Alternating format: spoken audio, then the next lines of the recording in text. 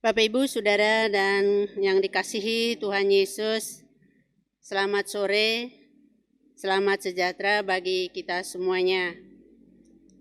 Kiranya ibadah kita sore ini membawa berkat bagi kita semua. Selamat beribadah.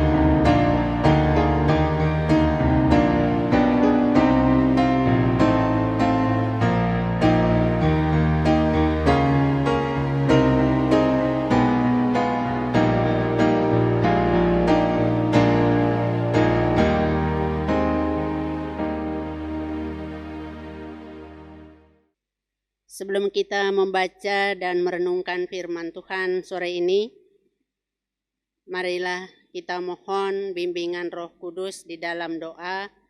Kita berdoa.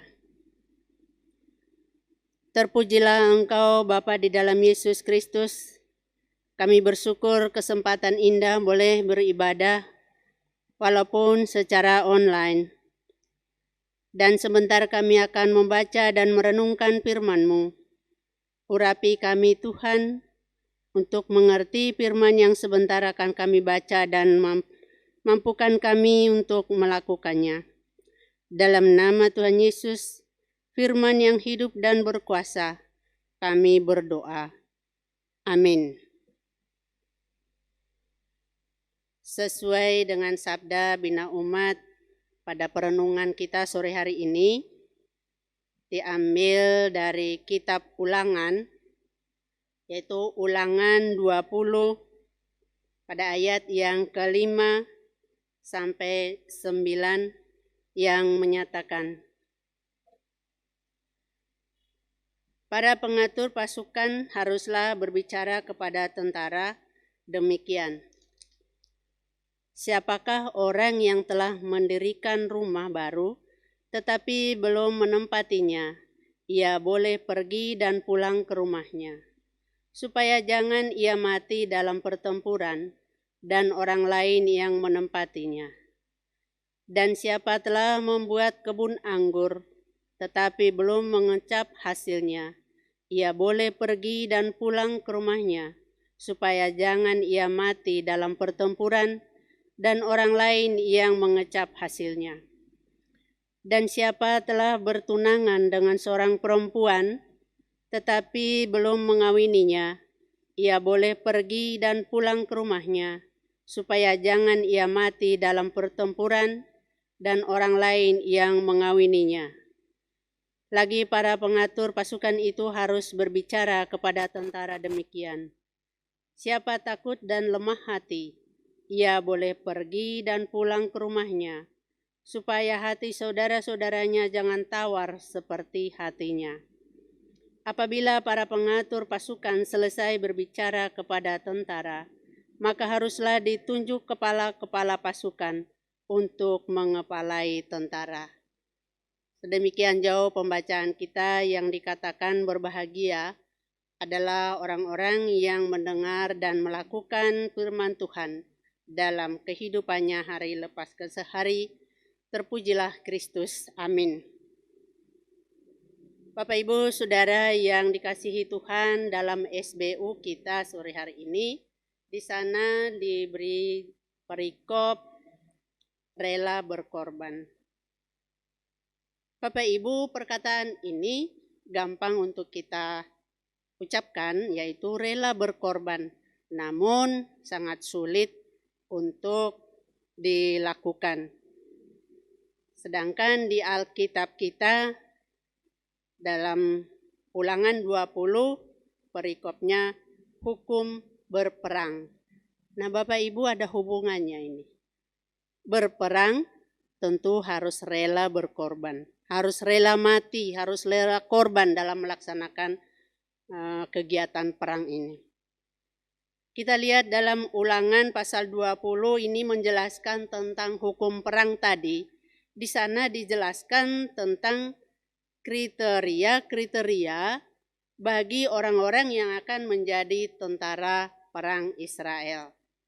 Allah katakan semua laki-laki dewasa harus mengikuti atau harus menjadi anggota pasukan perang.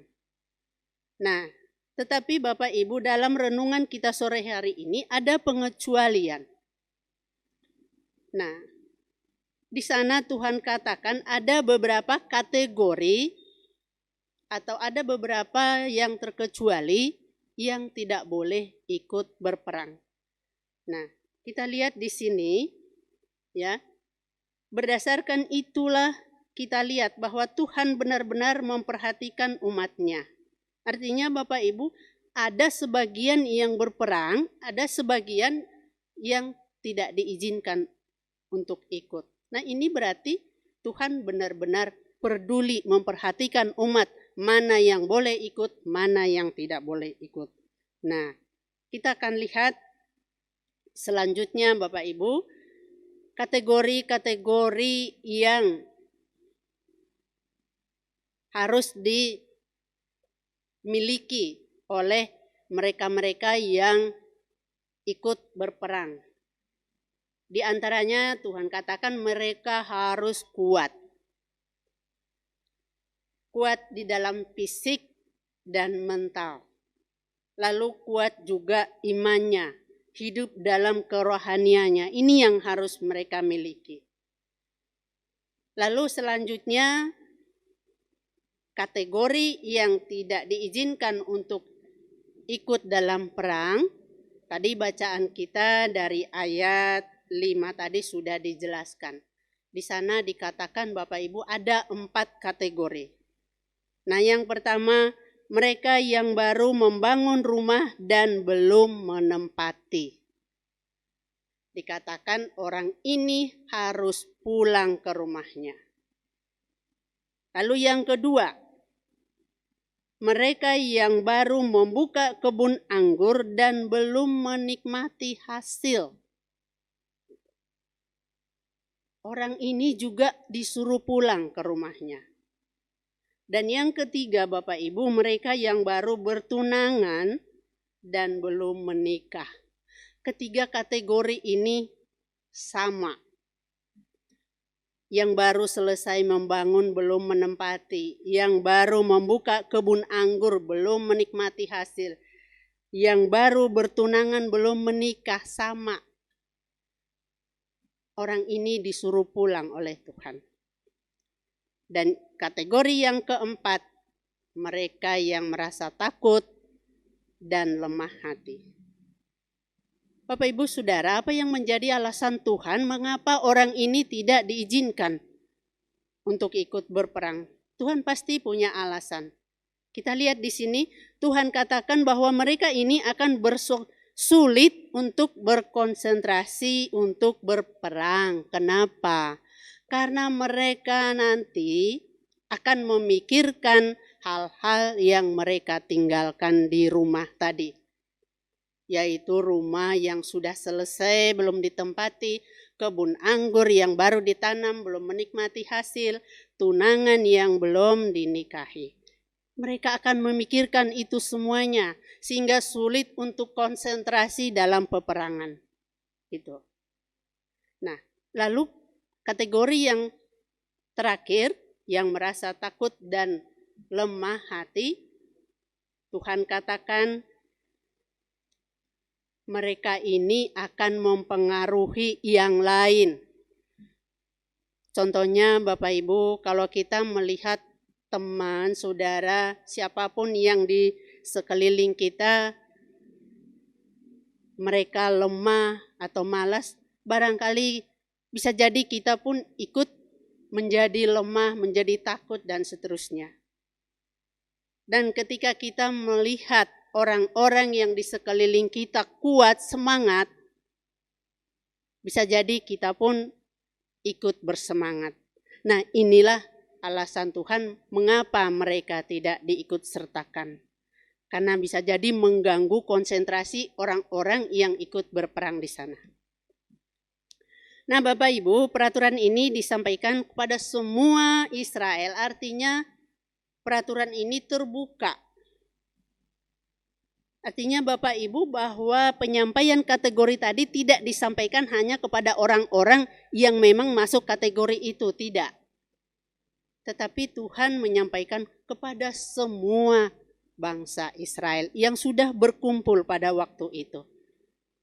Sehingga Tuhan katakan kategori yang 4 itu mereka pulang ke rumahnya masing-masing. Tidak usah ikut berperang. Nah, Bapak Ibu yang terkasih, kenapa Tuhan sampaikan peraturan ini kepada semua bangsa Israel? Yang pertama, di sini Tuhan mau menunjukkan sifat keterbukaan bagi semua orang. Artinya Bapak Ibu, di mata Tuhan tidak ada yang tersembunyi. Jadi peraturan yang dari Tuhan itu diumumkan, dikumandangkan kepada semua orang. Tidak ada yang Tuhan sembunyikan.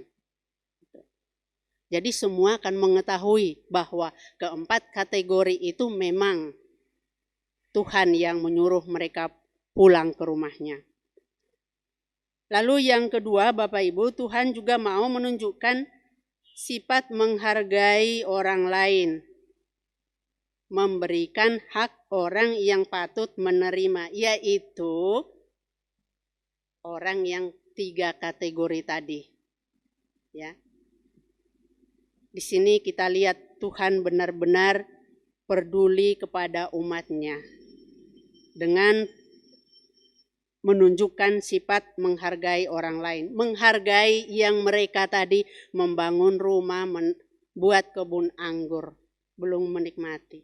Jadi Tuhan menghargai itu, memberikan hak mereka untuk menempati rumahnya yang sudah dibangun dan untuk mendapatkan hasil. Lalu ia berhak untuk mendapatkan mengawini tunangannya tadi. Itulah rencana Tuhan bagi mereka-mereka. Bapak Ibu yang dikasihi Tuhan, seringkali ketika Tuhan memperlakukan pengecualian seperti tadi bagi umat, baik pada zaman dulu atau mungkin pada zaman kita sekarang ini pun, artinya ketika sebagian orang diizinkan untuk tidak ikut ambil bagian dalam perjuangan bersama, terkadang kita malah merasa diperlakukan tidak adil. Bahkan kita kadang mempertanyakan, kenapa dia tidak ikut? Kenapa dia tidak ikut bekerja di sini? Karena pada waktu itu kita memang mendapat tugas dan tanggung jawab yang lebih. Artinya Bapak Ibu, ketika ada orang yang diizinkan tidak ikut, itu berarti kita akan mendapat tanggung jawab yang lebih banyak, mendapat pekerjaan yang lebih banyak, yang harusnya mereka kerjakan karena mereka diizinkan tidak ikut, maka pekerjaan itu otomatis akan kita yang ambil alih, sehingga pada saat itu kita terkadang merasa perlakuan itu tidak adil atau ada perbedaan. Nah, Bapak Ibu yang dikasihi Tuhan, disinilah kita kurang memahami sebenarnya bahwa sesungguhnya Tuhan sedang memperhatikan umat. Sekali lagi saya mau sampaikan, Tuhan sebenarnya sedang memperhatikan umatnya. Tuhan sungguh peduli bagi orang yang seharusnya mendapat haknya. Dan Tuhan juga peduli pada kita saat ini, Bapak Ibu. Sebagai orang percaya, Tuhan tetap memperdulikan kita. Nah, lalu yang berikut, Bapak Ibu Saudara yang terkasih, ada hal penting yang harus kita pahami, bahwa dalam perintah Tuhan bagi mereka yang turut berperang itu, ada maksud Tuhan tersendiri di sana. Ada makna besar yang Tuhan mau sampaikan di sana. Kenapa mereka dipanggil ikut? Apa yang Tuhan mau agar mereka bisa menunjukkan sikap rela berkorban. Nah ini Bapak Ibu, Tuhan mengizinkan mereka ikut berperang, artinya bukan pilih kasih yang 4 kategori tidak ikut, lalu yang ini ikut dipanggil untuk berjuang demi keamanan bangsa Israel pada waktu itu. Tuhan punya rencana tersendiri. Gitu. Yaitu apa Bapak Ibu? Yaitu tadi rela untuk berkorban. Berkorban melaksanakan tugas dan tanggung jawab yang lebih. Sikap inilah yang Tuhan mau dari mereka, dari kita juga sebagai umat Tuhan. Jadi Bapak Ibu, ketika kehadiran seseorang atau ketika ketidakhadiran seseorang atau orang lain dalam suatu urusan pekerjaan, urusan apapun, hal ini sebenarnya membuka peluang bagi kita untuk menunjukkan suatu perbuatan baik, yaitu rela berkorban tadi. Mengambil alih tugas-tugas mereka. Untuk itu Bapak Ibu mari melakukannya dalam ketulusan, karena jerih lelah kita suatu bentuk dukungan kita terhadap sesama. Kita rela untuk berkorban bagi mereka agar mereka mendapat haknya. Inilah teladan Yesus bagi kita sebagai orang percaya. Yesus yang rela mati di kayu salib untuk kita mendapatkan keselamatan. Untuk kita mendapatkan kelayakan untuk hidup. Nah, Yesus mau Bapak Ibu, kita sebagai umat pun rela berkorban untuk orang lain. Bapak Ibu Saudara yang dikasihi Tuhan, ada pesan buat kita lewat perenungan kita sore hari ini. Yang pertama, tadi sudah saya sampaikan ya, bahwa Tuhan sungguh memperhatikan setiap umatnya termasuk kita pada zaman saat ini. Kalau Tuhan peduli pada bangsa Israel pada zamannya, sekarang juga Tuhan yang sama, Tuhan yang kita sembah di dalam Yesus Kristus, sungguh peduli kepada kita. Tuhan memberikan kita hak. Kita layak untuk hidup. Itu hak kita Bapak Ibu. Kemudian yang kedua, kita lihat di tengah pandemi Corona-19, Tuhan tetap memberi kesempatan bagi kita untuk beribadah sekalipun secara online. Nah, Tuhan sungguh percaya. Tuhan sangat memperhatikan kita umat. Sehingga kita diperduliin, diberikan hak kita. Sebagaimana Tuhan memberikan hak-hak orang bangsa Israel pada zaman itu. Dan yang kedua, dalam setiap panggilan kita Bapak Ibu, baik sebagai pelayan presbiter, pengurus diakonia, panitia, organis, prokantor, apapun itu, Tuhan punya rencana yang indah. agar kita rela berkorban. Memang Bapak Ibu sulit, ya. Perjalanan pelayanan kita ada banyak tantangan dan sulit untuk dilakukan. Tetapi mari tetap teguh dan mengandalkan Tuhan. Tuhan menguji kita. Tuhan memanggil kita, mengutus kita menjadi pelayannya. Dalam hal itu, Tuhan mau agar kita rela berkorban. Bapak Ibu Saudara yang dikasihi Tuhan, sebagai pelayan Tuhan harus banyak berkorban. Terkadang kita berkorban tenaga, perasaan, materi, dan apapun itu. Tapi percayalah, Tuhan akan memperhitungkan. Setiap pekerjaan yang kita lakukan di dalam Tuhan, Tuhan akan memperhitungkannya. Karena Tuhan sungguh peduli bagi orang-orang percaya. Tuhan akan peduli bagi kita umatnya. Sebagaimana Tuhan peduli bagi bangsa Israel. Kiranya kita boleh dikuatkan lewat perenungan kita di sore hari ini. Mari lakukan tugas panggilan kita tentu dengan sikap yang kita tunjukkan, yaitu rela berkorban. Tuhan memberkati. Amin. Bapak Ibu Saudara yang dikasihi Tuhan, marilah kita berdoa, kita sampaikan syafaat kita. Kita berdoa. Bapa yang Maha Kasih, Bapa yang kami sapa dan sembah di dalam Yesus Kristus, kami bersyukur Tuhan menyertai menuntun kami dari pagi hingga saat ini. Tuhan memberi waktu bagi kami untuk boleh beribadah, dan Tuhan boleh memberi kami kesempatan untuk boleh mendengarkan firman Tuhan saat ini. Biarlah kiranya Tuhan firman-Mu yang sudah kami baca dengar pada sore hari ini boleh menguatkan kami, boleh menjadi teladan bagi kami, untuk kami rela berkorban. Sebagai pelayan, sebagai presbiter-Mu, baik sebagai organis apapun tugas pelayanan kami di dalam jemaat-Mu.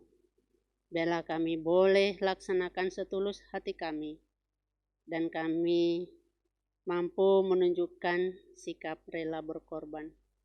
Berkorban untuk waktu, berkorban tenaga, berkorban materi, dan apapun itu.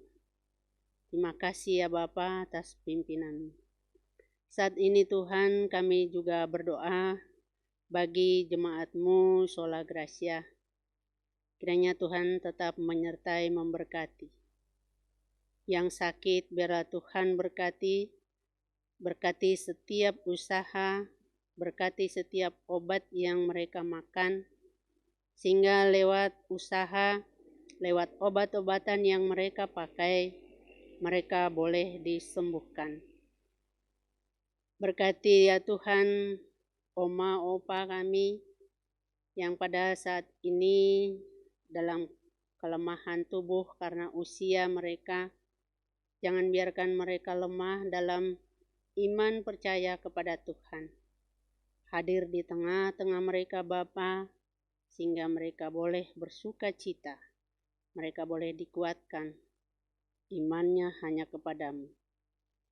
Bapa di surga, saat ini juga kami berdoa bagi mereka yang mencari pekerjaan. Tuhan buka jalan bagi mereka untuk mendapatkan apa yang menjadi cita-cita mereka. Mereka yang bekerja dinas luar di kota, Tuhan berkati. Juga yang jauh dari keluarga. Tuhan kiranya menjaga mereka dimanapun mereka ada.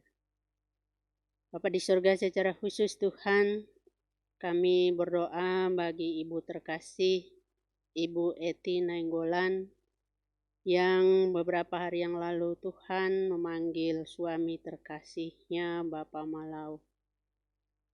Secara manusia kami sungguh bersedih kehilangan orang yang dikasihi. Tapi kami percaya Tuhan ketika Engkau hadir bersama mereka, Engkau akan menguatkan, menghibur mereka. Tuhan kiranya menjadi suami, menjadi bapa bagi mereka, sehingga mereka mampu melewati hari-hari bersama Tuhan. Hiburkan mereka Tuhan, sehingga boleh bersyukur sekalipun mereka dalam duka yang dalam. Kami serahkan keluarga Etinenggolan seutuhnya hanya di dalam tangan Tuhan.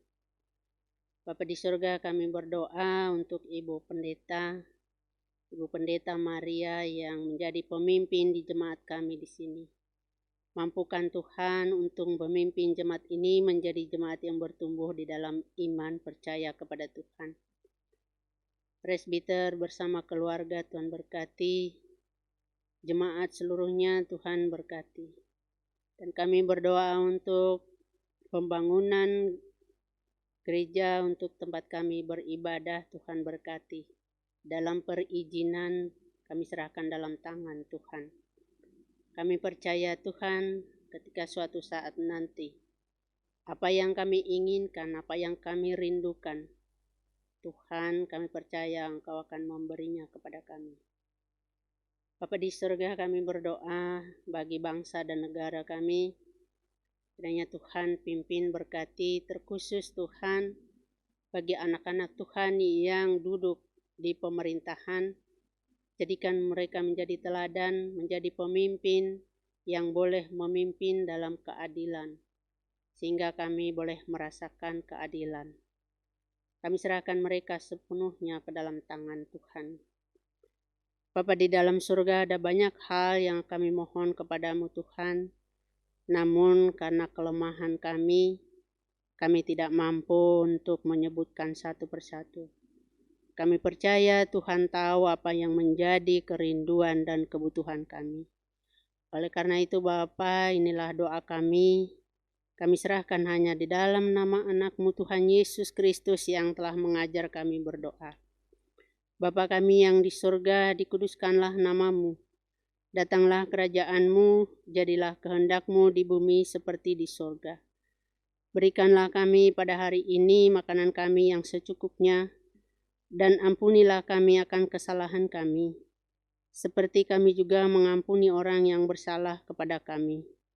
Dan jangan membawa kami ke dalam pencobaan, tetapi lepaskanlah kami daripada yang jahat. Karena Engkaulah yang punya kerajaan dan kuasa dan kemuliaan sampai selama-lamanya. Amin.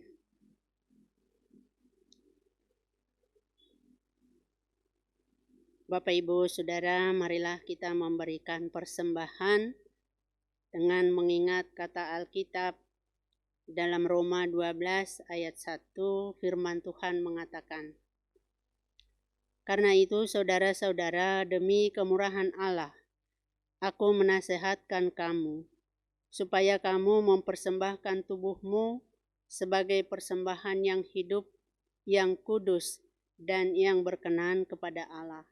Itu adalah ibadahmu yang sejati." Tuhan Yesus memberkati saudara dan persembahan saudara.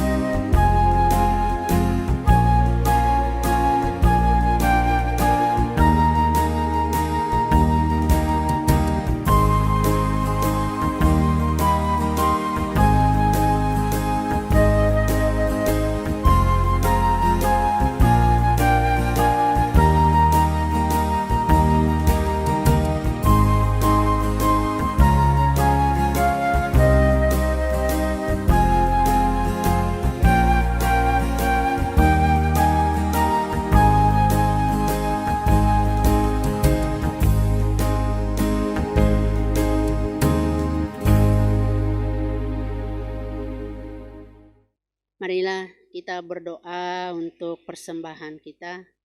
Kita berdoa. Tak putus-putusnya Tuhan, kami bersyukur dan terima kasih oleh karena tuntunan Tuhan, berkat-berkat Tuhan yang berkelimpahan dalam setiap langkah hidup kami, dalam kehidupan kami hari lepas ke sehari. Pada saat ini Bapa, kami boleh mengumpulkan persembahan yang asalnya darimu, tanganmu juga. Kami mohon Tuhan, kuduskan persembahan ini, cuci kuduskan, sehingga boleh kami pakai untuk pelayanan kasih dan keadilan. Dalam nama Tuhan Yesus, kami berdoa dan mengucap syukur. Amin.